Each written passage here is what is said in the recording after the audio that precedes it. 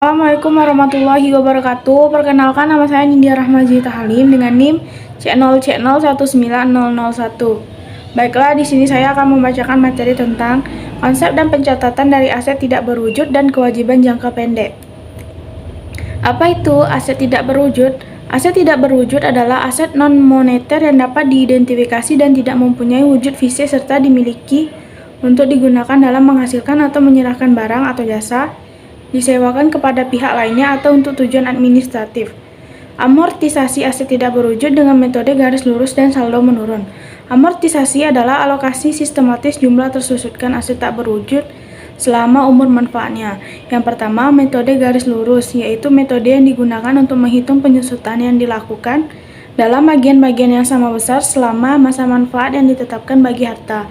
Yang kedua, metode saldo menurun, yaitu metode yang digunakan untuk menghitung penyusutan dalam bagian-bagian yang menurun dengan cara menerapkan tarif penyusutan atas nilai sisa buku dan nilai sisa buku pada akhir masa manfaat. Apa itu kewajiban jangka pendek? Kewajiban jangka pendek adalah liabilitas yang akan jatuh tempo kurang dari 12 bulan atau satu siklus operasi perusahaan. Ciri-ciri kewajiban jangka pendek. Yang pertama, kewajiban jenis ini merupakan pembayaran yang harus segera dilunasi. Yang kedua, kewajiban jenis ini memiliki nominal yang jelas. Yang ketiga, kewajiban jenis ada yang memiliki bunga, ada juga tidak, tergantung kebijakan yang diberikan oleh debitur. Klasifikasi kewajiban jangka pendek. PSAK 1 atau revisi 2009 mengharuskan entitas menyajikan kewajiban jangka pendek terpisah dari kewajiban jangka panjang. Namun untuk industri perbankan atau keuangan, entitas dapat menyajikan berdasarkan urutan kewajiban tanpa memisahkan kewajiban jangka pendek dan jangka panjang. Pemisahan jangka pendek dan jangka panjang menggunakan jangka waktu 12 bulan atau siklus oleh perusahaan. Klasifikasi kewajiban jangka pendek. PSAK 1 revisi 2009 menjelaskan klasifikasi kewajiban jangka pendek jika memenuhi kriteria. Yang pertama, entitas mengharapkan akan menyelesaikan kewajiban tersebut dalam siklus operasi normalnya. Yang kedua, entitas memiliki kewajiban tersebut untuk tujuan diperdagangkan.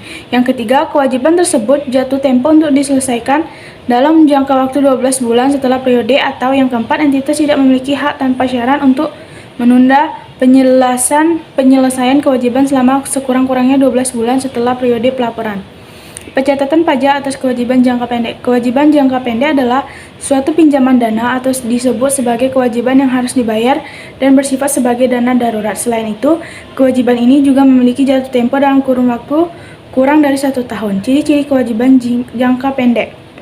Yang pertama, adanya kewajiban suatu pinjaman yang harus segera dibayar, di mana transaksi tersebut sudah memiliki perjanjian antara kedua belah pihak, antara pemberi utang dan penerima pinjaman.